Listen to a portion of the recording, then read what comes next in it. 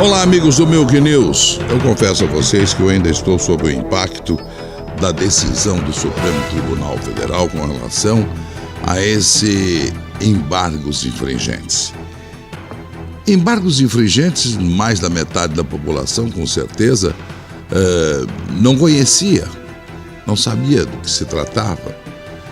Mas esses embargos infringentes, no dia de hoje, vale como um salvo-conduto para alguém que lesa a nação. Eu traduziria dessa forma. Embargos infringentes, essa votação do Supremo não entra no mérito da questão, ou seja, não aprofunda a discussão se o sujeito é culpado, se não é culpado. Ele apenas... A votação dos embargos é se teriam os réus, no caso encabeçado por Zé Disseu, direito ou não a esse embargo infringente. Esse tipo de recurso chama recursal. Só isso que se decidiu.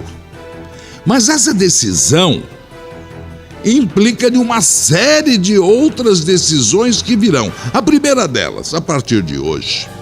O rito é o seguinte: o Supremo, com o voto do Celso de Mello, que deu direito ao Zé Dirceu de recorrer, o Supremo tem de 30 a 60 dias para publicar o acórdão. O acórdão é a decisão de hoje. Os advogados terão mais 15 dias prorrogáveis por mais 15 para apresentarem outro recurso. Isto vale dizer, claro, eles vão usar até o último dia. Então serão mais 30 dias. Somados aos 60 são 90 dias. 90 dias entre a nova publicação do outro acórdão, que deverá levar de 10 a 15, nós temos aí qualquer coisa em torno de 115 dias aproximadamente. 115 dias nos remete a janeiro do ano que vem, quando nós temos então as chamadas férias forenses, né, para tudo no judiciário. Isso só vai ser rediscutido a partir de fevereiro de 2014. Era tudo o que eles queriam. Em alguns casos, pode haver ao longo desse período uma prescrição, em alguns casos. Por outro lado, o que vai ocorrer agora é que esses recursos, aí sim entrando no mérito, na profundidade da questão, virão novamente a voto no Supremo, que não é o mesmo Supremo que condenou. Nós temos aí 2 novos ministros que têm que pagar a conta agora. Agora é a hora da cobrança. Não são loucos nem nada de votar contra, não é? Somados a Toffoli, somado a Lewandowski, nós já saímos de 4, perdendo de 4-0. Então, muito provavelmente, o senhor José Dirceu, o senhor Genuíno, a cúpula do mensalão, serão eles todos beneficiados. Eu não sei qual será a reação da nação brasileira. Não sei. Discutiu-se questiúnculas, questões menores da ordem judicial. O ministro Sidney Sanches, o grande Sidney Sanches, dizia que o direito não é uma ciência exata. 4 e 4, na matemática, o resultado é 8. No direito, ele é interpretativo. Socorre ao julgador uma série de fatores relacionados ao fato. Alguns chamam isso de pragmatismo. Mas eu nem vou chegar a tanto. Se existem 5 decisões observando um aspecto e 5 decisões observando outro aspecto, isto vale dizer que é um caso, sim, conflitante. Então, o último voto, no caso Celso de Mello, depois eu vou falar com Celso de Mello, mas poderia perfeitamente ser de um lado ou de outro. A sensibilidade do julgador deve prevalecer nesse momento. Mas qualquer questão é um preceito jurídico, qualquer dúvida pro réu. Sim. Não, direitos humanos garante ao cidadão a prevalência nesses casos da dúvida em favor do réu. Meu Deus, será que nós estamos vivendo em outro planeta? Isto vale dizer, então, este é um caso excepcional, não é um caso comum. Isto vale dizer, então, que prevalece sobre toda uma nação estupefata o direito de 3 réus, em detrimento do interesse de toda uma nação?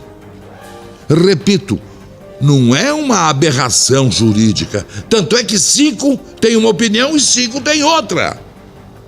Será que a comoção do povo brasileiro não vale? Aonde estão esses ministros? Apenas pagando as suas nomeações para o tribunal? Ou tentando aparecer pela televisão com um voto enciclopédico como o de Celso Mello, 2 horas e 31 minutos para proferir um voto? O que move esses ministros? Petrificados, duros, insensíveis. A voz da rua, ou a voz das ruas, a rouca voz das ruas, vai cobrar, sim, do Supremo como um todo, de Celso de Mello em particular.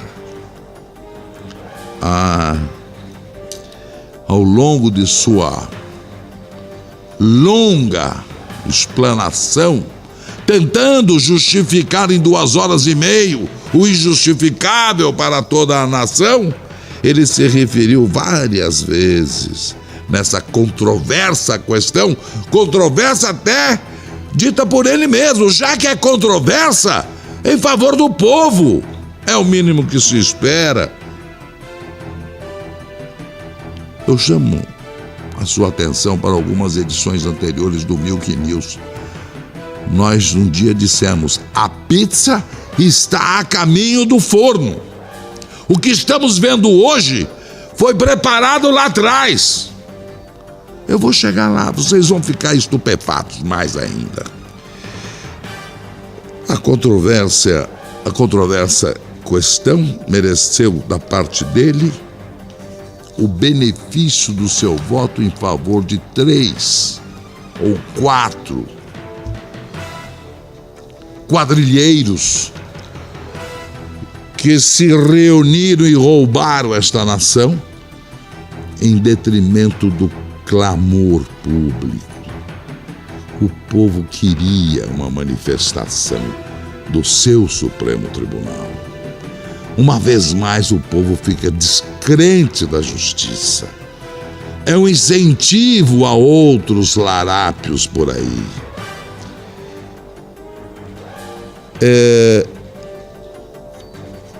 Acho que foi Gilmar Mendes, em seu voto, disse: esse é um julgamento de circunstâncias especiais. Não é um julgamento comum, muito especial. E quando Celso Mello, no seu voto, justificava tecnicidades e pequenas questúnculas de ordem jurídica, muito embolado nos seus comentários, aquela demonstração de eloquência, naquela sua verborragia, naquela sua necessidade de demonstrar a sua reconhecida capacidade jurídica. Ele não precisava mais disso.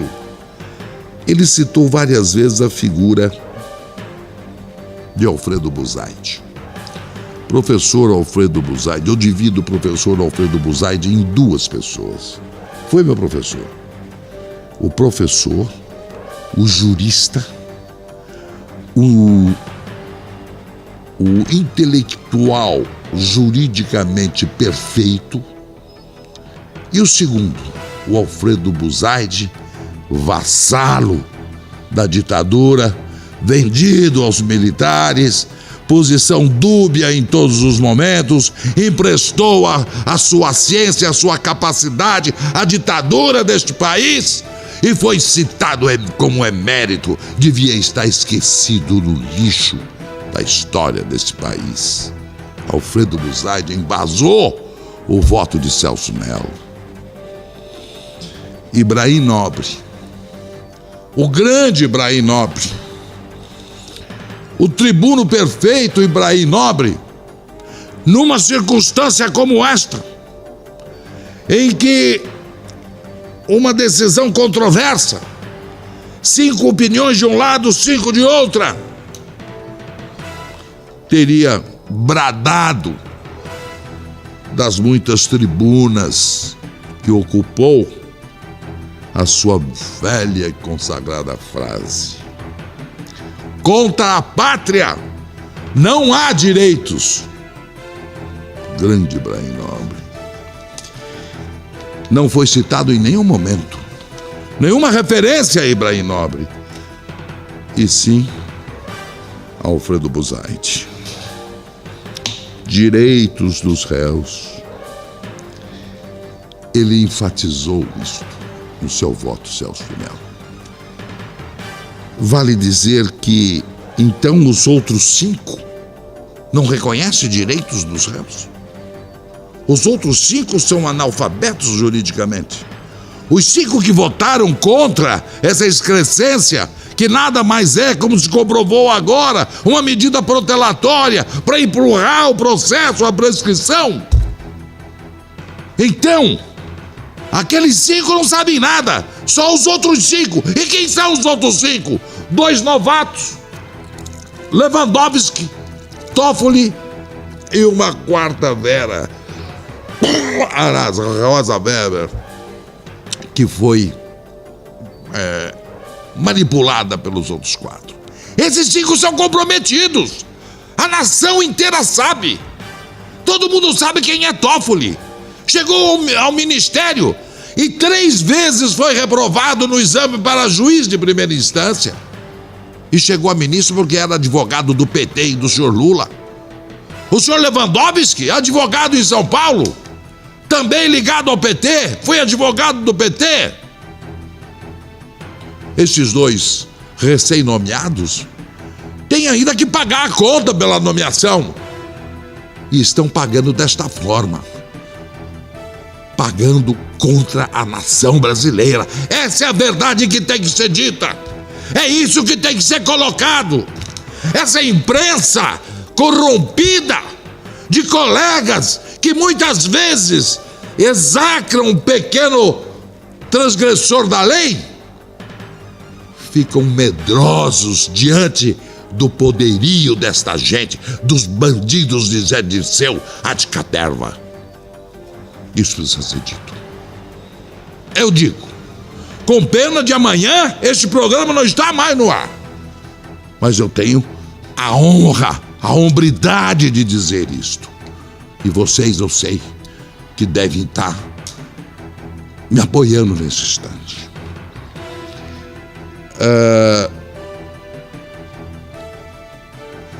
Eu gostaria também, a bem da verdade, este programa pauta pela verdade. Resta no fundo do poço uma pequena esperança. Quando da discussão do mérito Eu não acredito que o Celso de Mello, no mérito, vai absolver. Porque eles poderão ter pena reduzida. E ao terem as suas penas reduzidas, alguma coisa cai na prescrição. E na diminuição da dosimetria, o senhor Zé Dirceu não vai precisar mais ficar preso. No máximo, uma prisão albergue. Mas isso no Brasil não existe, é falácia, prisão albergue, coisa nenhuma, principalmente se o sujeito tem algum. Ele vai trabalhar o dia todo fora e vem dormir, entre aspas, na prisão. Ele entra e sai em seguida porque dá uma caixinha, a gente sabe como é que isso funciona. Se for beneficiado, então, com a prisão domiciliar, então a coisa é pior ainda, porque ninguém controla absolutamente nada. É isso que está acontecendo. Eu não tenho por formação ser bombeiro, ser melhor. Eu recebi um sinal de parar, mas de ser incendiário. Não quero ser incendiário. Eu sou realista e pé no chão. Minha vocação até mais é para bombeiro do que para incendiário. Mas existem momentos na vida que não podemos nos acovardar. Agora eu gostaria de deixar uma palavra, não para o ministro togado, verborrágico, intelectual jurídico, de grande saber inegavelmente, competente, Celso Mello. Não. Eu quero tirá-lo do recinto do Supremo. Quero trazê-lo de volta. Quero que ele tire a sua toga e volte a ser o Celso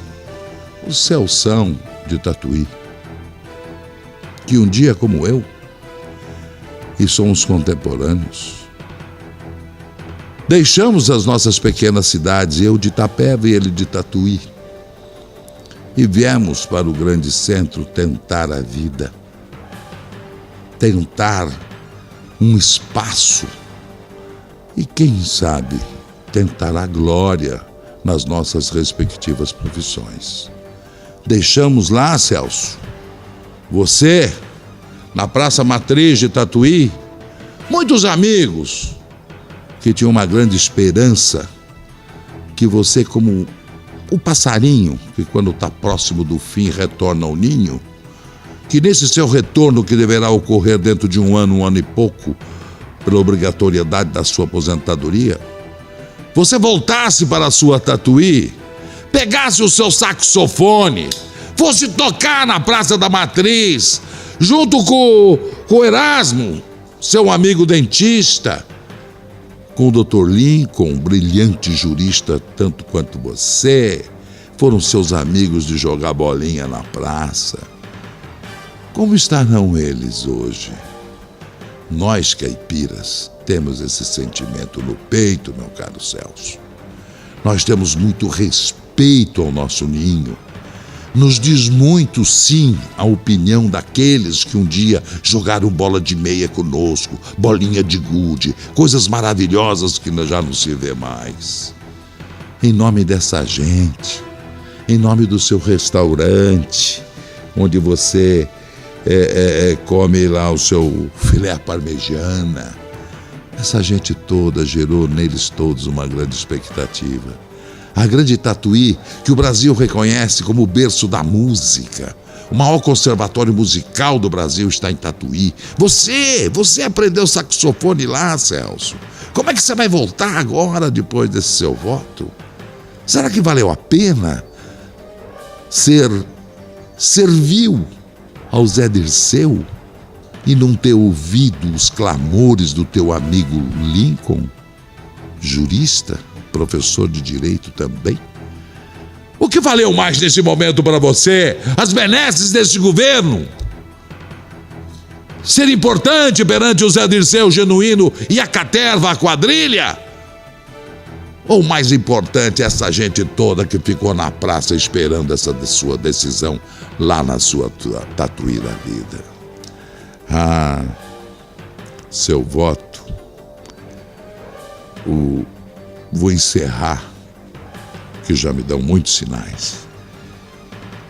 Seu voto, segundo o jornalista José Rui Gandra, ele ainda tem humor. Eu perdi esse humor, Zé Luiz.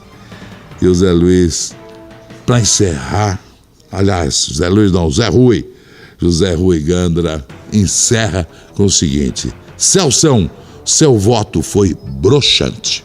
Obrigado. Até a próxima.